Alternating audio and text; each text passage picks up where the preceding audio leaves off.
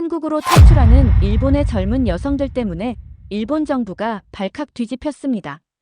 일본의 젊은 여성들이 왜 전부 한국에 빠져 있는지 이제야 알았어요. 제가 가진 모든 편견이 무너졌습니다. 일본 내각과 외무성은 즉시 비자 발급에 대한 조건을 강화하려고 정책을 추진 중인데요. 당장 청년 인구뿐만 아니라 이렇게 되면 일본은 젊은 인구가 소멸합니다. 여기 도쿄 명품업계를 주름잡으며 한국을 무시하던 한 여성이 있습니다. 긴자와 오모테산도의 품격만을 최고라 믿었던 그녀. 하지만 서울 청담동에서 일본의 젊고 세련된 여성들이 한국에 열광하는 충격적인 광경을 목격하면서 그녀의 오랜 편견과 자존심은 흔들리기 시작하는데요. 과연 그녀가 깨달은 한국의 진정한 매력은 무엇이었을까요? 좋아요 한 번씩만 부탁드리며 지금 바로 이야기 시작하겠습니다.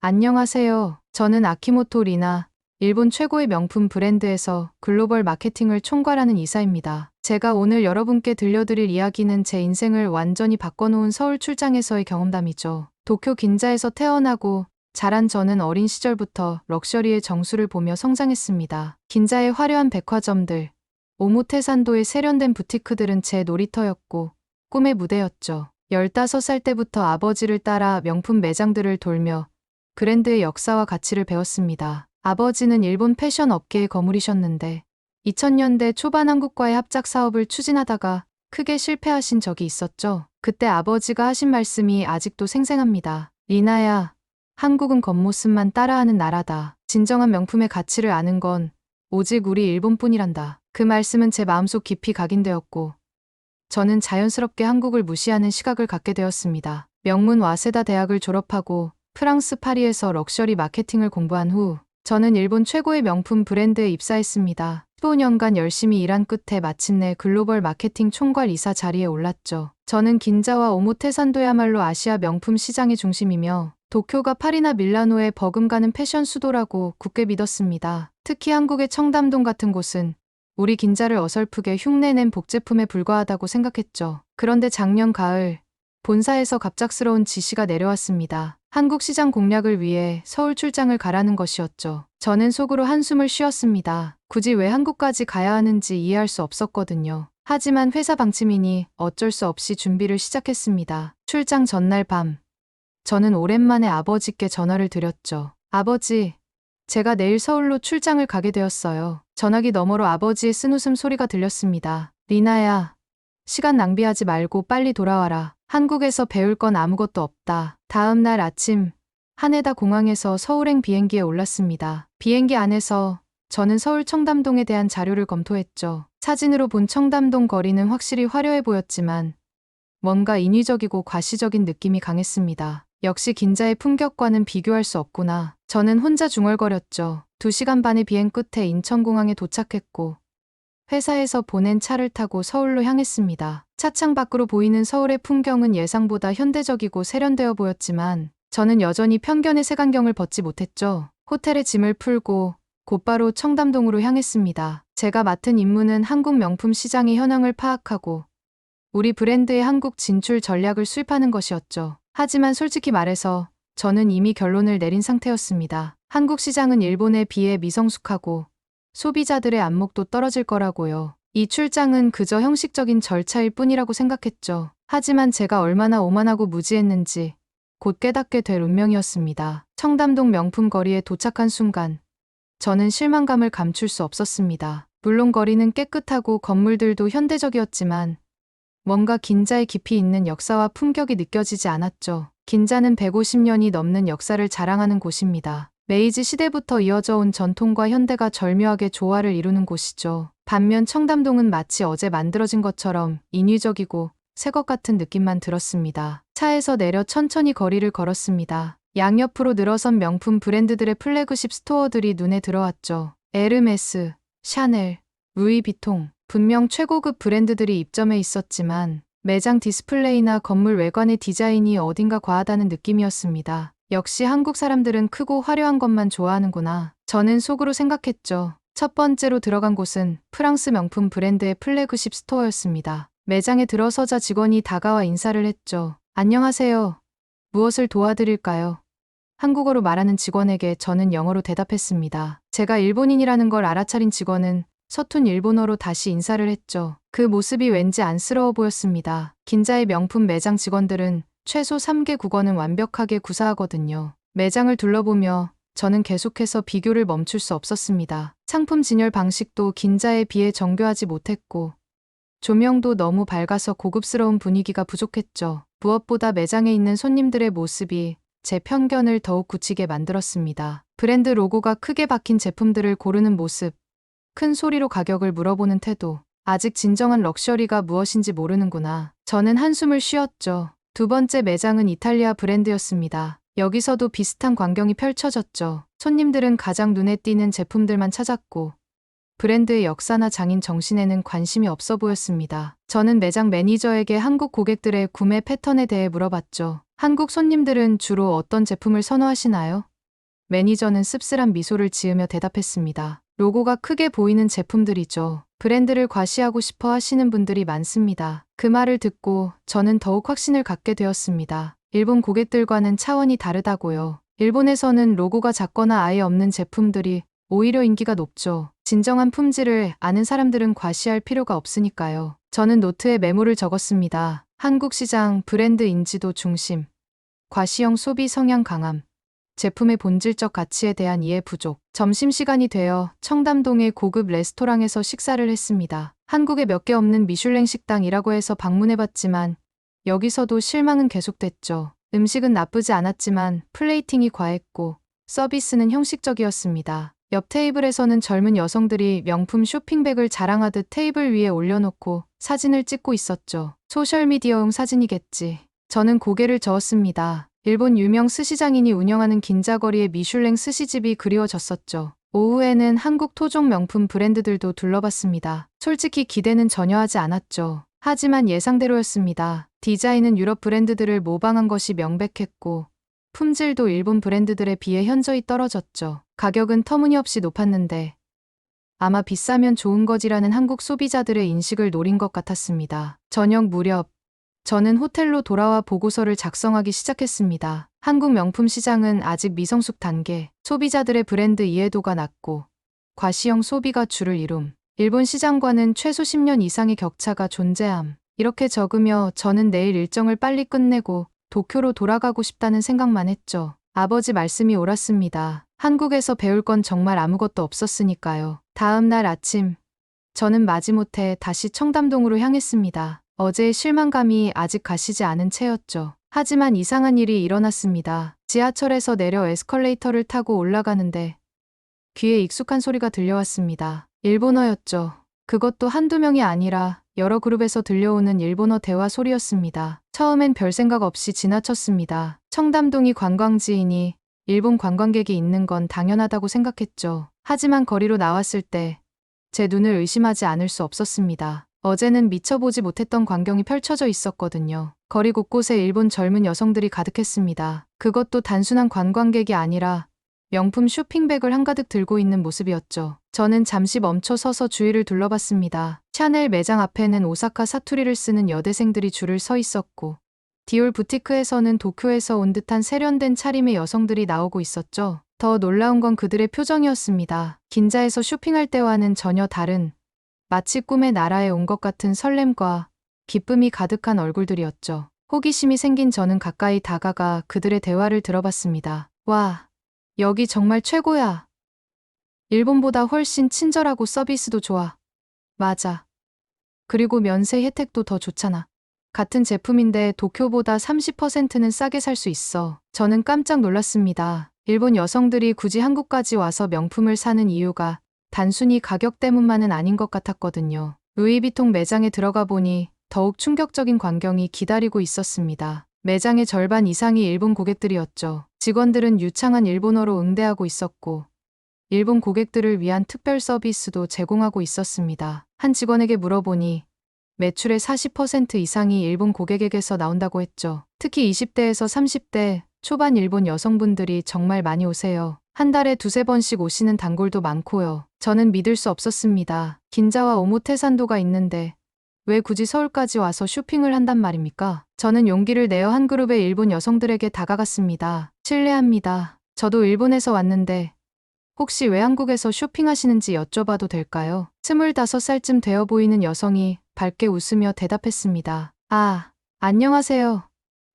저희는 후쿠오카에서 왔어요. 한국은 정말 최고예요. 쇼핑도 좋지만 무엇보다 분위기가 달라요. 일본 매장은 너무 딱딱하고 형식적인데 여기는 정말 편하고 즐거워요. 옆에 있던 친구가 덧붙였죠. 그리고 한국 직원분들이 정말 친절해요. 억지로 비싼 걸 권하지도 않고 진심으로 어울리는 걸 추천해 주시거든요. 일본에서는 느낄 수 없는 따뜻함이 있어요. 저는 그 순간 뭔가 뒤통수를 맞은 것 같은 기분이었습니다. 제가 어제 느꼈던 한국의 부족함이 오히려 일본 고객들에게는 편안함으로 다가갔던 거죠. 형식과 격식에 얽매이지 않은 자연스러운 서비스가 오히려 매력이었던 겁니다. 더 많은 일본 여성들과 대화를 나누면서 저는 점점 더 큰 충격에 빠졌습니다. 그들은 단순히 쇼핑만 하러 온 게 아니었죠. 한국 드라마를 보고 한국 아이돌을 좋아하고 한국 문화 전체에 푹 빠져 있었습니다. 한 여고생은 이렇게 말했죠. 저희 반 친구들 대부분이 수학여행으로 한국 가고 싶어 해요. 파리나 런던보다 서울이 훨씬 인기 있어요. 저는 그날 저녁 호텔로 돌아와 침대에 누워 천장을 바라봤습니다. 어제 작성한 보고서가 머릿속에 떠올랐죠. 한국 시장은 미성숙하다고 썼던 제 자신이 부끄러워졌습니다. 어쩌면 미성숙한 건 한국이 아니라 편견에 갇혀있던 저였는지도 모른다는 생각이 들었죠. 잠이 오지 않는 밤이었습니다. 그날 밤 잠을 설친 저는 새벽부터 일어나 생각에 잠겼습니다. 창밖으로 보이는 서울의 스카이라인이 어제와는 다르게 보였죠. 제 마음속 무언가가 흔들리고 있었습니다. 아침을 먹으며 저는 결심했습니다. 오늘은 정식으로 일본 여성 고객들을 인터뷰해보기로요. 단순한 시장 조사가 아니라 진심으로 그들의 이야기를 들어보고 싶었습니다. 청담동의 한 카페에서 첫 번째 인터뷰이를 만났습니다. 나고야에서 온 32살의 직장인 유미코 씨였죠. 그녀는 한 달에 한 번은 꼭 서울에 온다고 했습니다. 처음엔 저도 그냥 쇼핑하러 왔어요. 하지만 이제는 달라요. 서울은 제게 숨 쉴 수 있는 공간이 되었거든요. 저는 조심스럽게 물었습니다. 일본에서는 숨 쉬기 힘드신가요?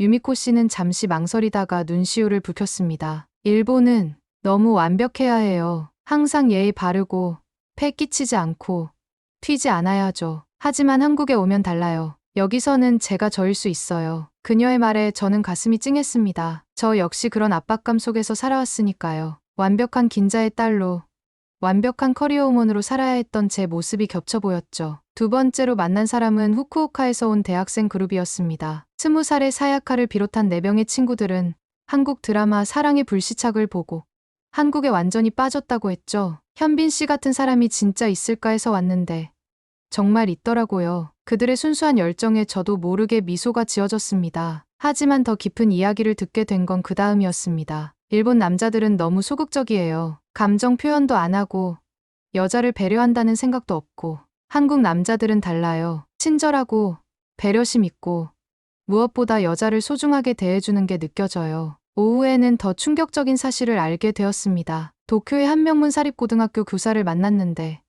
그녀의 말이 제 고정관념을 완전히 무너뜨렸죠. 저희 학교에서 작년에 수학여행 희망지 조사를 했어요. 1위가 어디였는지 아세요?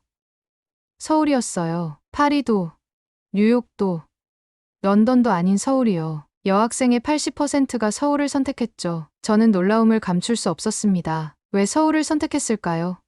교사는 부드럽게 웃으며 대답했습니다. K-팝, K-드라마, K-뷰티. 이제 일본 여고생들에게 한국은 꿈의 나라예요. 제 학생들은 한국어를 배우고 한국 문화를 공부하고 한국인처럼 되고 싶어 해요. 저녁이 되어 마지막으로 만난 사람은 제 또래의 기업 임원이었습니다. 오사카에서 화장품 회사를 운영하는 그녀는 이렇게 말했죠. 우리 회사 제품이 한국에서는 전혀 안 팔려요. 왜냐하면 한국 화장품이 훨씬 우수하거든요. 기술력도, 트렌드도, 마케팅도 모두 한국이 앞서 있어요. 저는 배우러 왔습니다. 그날 밤, 저는 호텔방에서 인터뷰 노트를 정리하며 깊은 생각에 빠졌습니다. 일본 여성들이 한국에서 찾은 것은 단순한 쇼핑의 즐거움이 아니었죠. 그들은 자유를 찾았고, 꿈을 찾았고, 새로운 가능성을 찾았습니다. 한국은 더 이상 일본을 따라하는 나라가 아니었습니다. 오히려 일본이 배워야 할 대상이 되어 있었죠. 눈물이 났습니다. 제가 얼마나 오만했는지,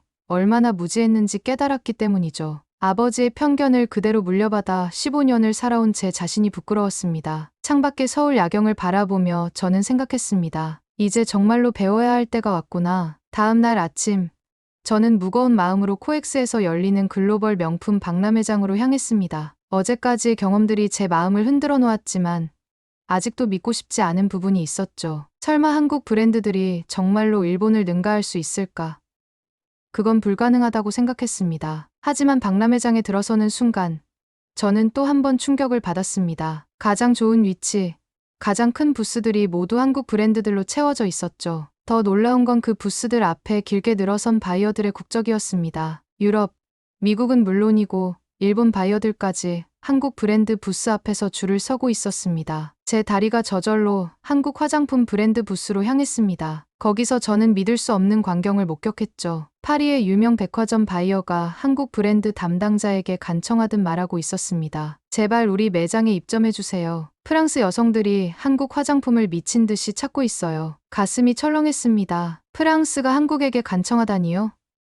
화장품의 본고장이라 자부하던 프랑스가 말이죠. 저는 떨리는 손으로 부스의 제품들을 살펴봤습니다. 포장은 세련됐고 성분은 혁신적이었으며 무엇보다 스토리텔링이 탁월했죠. 일본 브랜드들이 여전히 전통과 장인 정신만을 강조할 때 한국은 이미 미래를 이야기하고 있었습니다. 패션 브랜드 구역으로 이동하니 더욱 암담한 현실이 기다리고 있었습니다. 한국의 신진 디자이너들이 선보인 작품들은 파격적이면서도 실용적이었고 무엇보다 글로벌한 감각이 돋보였죠. 뉴욕의 한 패션 저널리스트가 옆에서 말했습니다. 한국 패션은 이제 트렌드를 따라가는 게 아니라 만들어가고 있어요. 그때였습니다. 누군가 일본어로 저를 불렀죠. 혹시 아키모토 리나 이사님이신가요? 돌아보니 30대 후반의 여성이 서 있었습니다. 저는 나카무라 아이코라고 합니다. 한국에서 컨설팅 회사를 운영하고 있죠. 이사님의 성함은 업계에서 익히 들어 알고 있습니다. 아이코 씨는 일본계 한국인이었습니다. 부모님을 따라 어린 시절 한국으로 이주해 이곳에서 자랐다고 했죠. 우리는 박람회장 내 카페에 앉아 차를 마시며 이야기를 나눴습니다. 그녀의 이야기는 제게 또 다른 충격을 안겨줬죠. 리나 씨, 왜 일본 여성들이 서울로 몰려드는지 아세요? 단순히 쇼핑이나 한류 때문만은 아니에요. 아이코 씨의 눈빛이 진지했습니다. 일본 사회가 여성들에게 너무 많은 것을 요구하고 억압하고 있어요. 완벽한 아내, 완벽한 어머니, 완벽한 직장인. 하지만 한국은 달라요. 여기서는 여성들이 자신답게 살 수 있죠. 저는 그 말에 가슴이 찔렸습니다. 저 역시 그런 압박 속에서 살아왔으니까요. 아이코 씨는 계속했습니다. 한국의 서비스 문화도 달라요. 일본은 매뉴얼대로 형식적으로 친절하죠. 하지만 한국은 진심이 담긴 친절이에요. 정이라는 게 있거든요. 정이요. 저는 처음 듣는 개념이었습니다. 아이코 씨는 미소를 지었죠. 마음에서 우러나오는 따뜻함이에요. 계산하지 않고 베푸는 마음, 상대를 진심으로 배려하는 마음이죠. 일본 여성들이 한국에서 느끼는 편안함의 정체가 바로 그거예요. 박람회장을 나오며 저는 깊은 혼란에 빠졌습니다. 제가 믿어왔던 모든 것들이 무너지고 있었죠. 일본의 우월함, 한국의 열등함, 그 모든 게 저만의 착각이었던 걸까요? 아이코 씨가 마지막으로 한 말이 계속 귓가에 맴돌았습니다. 리나 씨, 미래는 과거를 고집하는 사람이 아니라 변화를 받아들이는 사람의 것이에요. 호텔로 돌아가는 택시 안에서 저는 눈물을 참을 수 없었습니다. 부끄러움과 후회, 그리고 막연한 두려움이 뒤섞인 복잡한 감정이었죠. 창밖으로 보이는 서울의 거리가 이제는 완전히 다른 도시처럼 느껴졌습니다. 활기차고 자신감 넘치고 미래를 향해 달려가는 도시. 그동안 제가 얼마나 다친 눈으로 세상을 봐왔는지 깨달았습니다. 그날 저녁, 저는 용기를 내어 특별한 모임을 주선했습니다. 청담동의 작은 일본 식당에서 서울에 온 일본 여성 5명과 함께 저녁을 먹기로 한 거죠. 단순한 인터뷰가 아니라 같은 일본 여성으로서 진솔한 대화를 나누고 싶었습니다. 마음속 깊은 곳의 이야기들을 듣고 싶었어요. 식당에 들어서니 따뜻한 조명과 편안한 분위기가 저를 맞아주었습니다. 이미 도착한 여성들의 얼굴에는 호기심과 기대감이 가득했죠. 23살의 대학생 마유부터 42살의 주부 게이코 씨까지. 나이도 직업도 다양했지만 모두들 한국을 사랑한다는 공통점이 있었습니다. 첫 잔을 들며 저는 솔직하게 고백했습니다. 사실 저는 한국을 무시하는 마음으로 이곳에 왔어요. 하지만 여러분을 만나고 나서 제 생각이 완전히 바뀌고 있습니다. 오늘은 진심으로 여러분의 이야기를 듣고 싶어요. 분위기가 한결 부드러워졌습니다. 마유가 먼저 입을 열었죠. 저는 규슈 출신인데요. 고향에서는 늘 답답했어요. 여자는 이래야 한다, 저래야 한다는 틀에 갇혀 있었죠. 하지만 한국 드라마를 보면서 달라졌어요. 한국 여성들은 자신의 의견을 당당하게 말하고 사랑도 일도 주체적으로 선택하더라고요. 옆에 앉은 30살의 회사원 나나코가 고개를 끄덕였습니다. 맞아요. 저도 그래요. 특히 한국 남자들이 너무 달라서 놀랐어요. 일본 남자들은 감정 표현을 전혀 안 하잖아요. 사랑한다는 말도 고맙다는 말도 거의 안 하죠. 하지만 한국 남자들은 달라요. 지난번에 카페에서 한국 남자가 여자친구에게 오늘도 예쁘다고 말하는 걸 봤는데 너무 부러웠어요. 그때 게이코 씨가 조용히 말했습니다. 저는 결혼 15년 차예요. 남편은 좋은 사람이지만 한 번도 제게 수고했다고, 사랑한다고 말한 적이 없어요. 당연하다고 생각했죠. 일본 남자들은 다 그러니까요. 하지만 한국 드라마를 보면서 깨달았어요. 사랑은 표현하는 거더라고요. 저는 그들의 이야기를 들으며 가슴이 먹먹해졌습니다. 저 역시 그런 환경에서 자랐으니까요. 아버지는 어머니에게 단 한 번도 사랑한다고 말한 적이 없었고, 저희 부부 역시 마찬가지였죠. 그게 당연한 줄 알았는데, 이제 보니 그게 당연한 게 아니었습니다. 28살의 간호사 유리가 눈물을 글썽이며 말했습니다. 제가 한국을 처음 왔을 때 길을 잃었어요. 지도를 보며 헤매고 있는데 한국 아저씨가 다가와서 도와주셨죠. 일본어는 못하셨지만 손짓 발짓으로 설명해 주시고 결국 목적지까지 데려다 주셨어요. 일본에서는 상상도 못할 일이죠. 그게 바로 정인 것 같아요. 제가 아이코 씨에게 들은 말을 떠올리며 말했습니다. 계산하지 않고 베푸는 마음, 진심으로 상대를 배려하는 마음이요. 35살의 디자이너 에리가 격하게 공감했습니다. 맞아요. 그래서 한국이 편한 거예요. 일본은 모든 게 계산적이고 형식적이죠. 패 끼치면 안 되고, 거리를 유지해야 하고. 하지만 한국은 달라요. 사람들이 진짜 마음을 보여줘요. 대화는 깊어졌고, 우리는 서로의 상처와 갈망을 나눴습니다. 일본 사회가 여성들에게 강요하는 완벽함의 무게, 감정을 억누르며 살아야 하는 답답함, 진정한 사랑과 배려를 받고 싶은 마음, 그 모든 것들이 테이블 위에 올려졌죠. 마유가 마지막으로 한 말이 제 가슴을 울렸습니다. 리나 씨, 저희가 한국에서 찾은 건 단순히 쇼핑이나 한류 스타가 아니에요. 저희는 여기서 나를 찾았어요. 일본에서는 잃어버렸던 진짜 나 자신을요. 식당을 나오며 우리는 서로를 꼭 안아주었습니다. 처음 만난 사이였지만 같은 아픔과 같은 갈망을 가진 동지가 된 기분이었죠. 호텔로 돌아가는 길, 저는 계속 눈물이 났습니다. 부끄러움의 눈물이 아니라 해방감의 눈물이었어요. 제 안에 꽁꽁 묶여있던 무언가가 풀리는 느낌이었습니다. 출장 마지막 날 아침, 저는 복잡한 심경으로 짐을 정리했습니다. 사흘 전만 해도 빨리 도쿄로 돌아가고 싶었는데 이제는 떠나기가 아쉬웠죠. 그때 휴대폰이 울렸습니다. 한국 지사의 김 부장이었어요. 리나 이사님 일본으로 돌아가시기 전에 오늘 저녁에 저희 한국지사 식구들끼리 이사님을 위해 작은 송별 만찬을 준비했습니다. 꼭 참석해주세요. 저는 잠시 망설였습니다. 형식적인 비즈니스 만찬은 지겹도록 많이 경험했으니까요. 하지만 이상하게도 이번엔 기대가 되었죠. 약속된 시간에 청담동의 한한식당에 도착하니 예상과는 전혀 다른 광경이 펼쳐졌습니다. 고급스러운 룸이 아니라 아담하고 따뜻한 분위기의 홀에 테이블이 차려져 있었죠. 더 놀라운 건 참석자들이었습니다. 임원들만 있을 줄 알았는데 신입사원부터 계약직 사원까지 모든 직원들이 와 있었어요. 김 부장이 환하게 웃으며 저를 맞아주었습니다. 리나 이사님, 저희가 준비한 건 거창한 게 아니에요. 그냥 함께 밥 한 끼 하면서 정을 나누고 싶었습니다. 또 그 단어가 나왔습니다.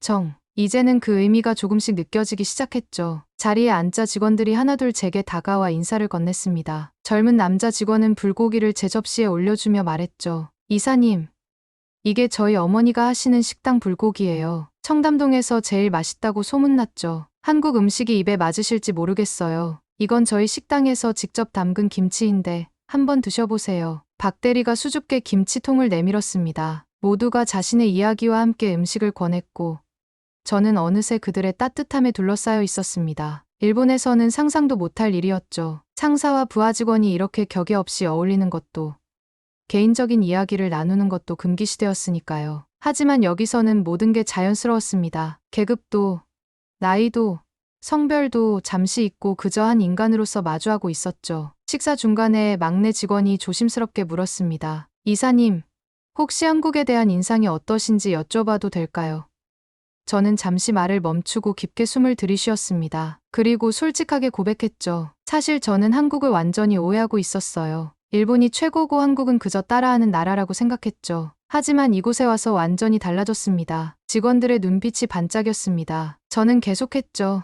한국에는 일본이 잃어버린 것들이 살아있어요. 사람과 사람 사이의 따뜻함, 진심으로 상대를 배려하는 마음, 틀에 얽매이지 않는 자유로움, 그리고 무엇보다 미래를 향한 열정과 자신감이 있죠. 김 부장이 잔을 들며 말했습니다. 리나 이사님, 저희도 일본에서 많이 배웁니다. 장인 정신, 디테일에 대한 집착, 품질 관리. 하지만 이제는 서로 배우며 함께 성장해야 할 때인 것 같아요. 그 말에 저는 눈물이 났습니다. 제가 가졌던 오만함을 꾸짖지 않고 오히려 포용해주는 그들의 넓은 마음에 감동했죠. 만찬이 끝날 무렵 직원들이 깜짝 선물을 준비했습니다. 한국 전통 보자기에 쌓인 작은 상자였죠. 열어보니 손수 쓴 편지들과 함께 전통차가 들어있었습니다. 한국에서의 일정 동안 통역을 담당했던 기획실 최대리의 편지가 특히 마음에 남았어요. 이사님, 짧은 시간이었지만 함께해서 행복했습니다. 일본도 좋지만 한국도 자주 와주세요. 언제든 환영합니다. 호텔로 돌아오는 차 안에서 저는 결심했습니다. 일본으로 돌아가면 본사에 강력히 건의하겠다고요. 한국 시장을 단순한 확장 대상이 아니라